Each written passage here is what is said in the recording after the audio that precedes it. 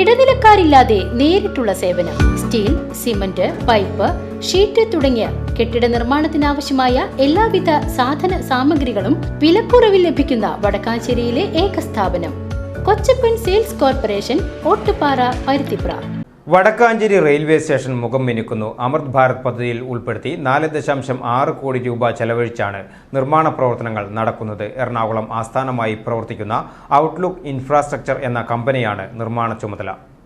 അമൃത് ഭാരത് പദ്ധതിയിൽ ഉൾപ്പെടുത്തി വടക്കാഞ്ചേരി റെയിൽവേ സ്റ്റേഷന്റെ നവീകരണ പ്രവർത്തനങ്ങൾ പുരോഗമിക്കുന്നു. ജനുവരിയോടെ ഉദ്ഘാടനം നടത്താവുന്ന തരത്തിലുള്ള പണികളാണ് പുരോഗമിക്കുന്നത്.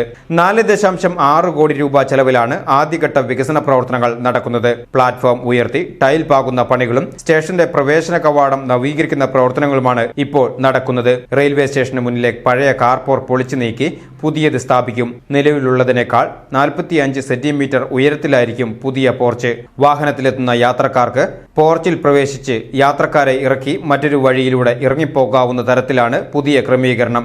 10 മീറ്റർ നീളത്തിലും 10 മീറ്റർ വീതിയിലും ഫില്ലറുകൾ സ്ഥാപിച്ചാണ് പുതിയ പോർച്ച് നിർമ്മിക്കുന്നത്.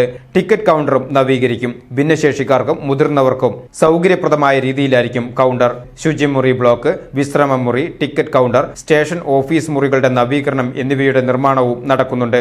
നിലവിൽ 60% പ്രവൃത്തികളും പൂർത്തീകരിച്ചിട്ടുണ്ട്. VCV news, Vadakkanchery.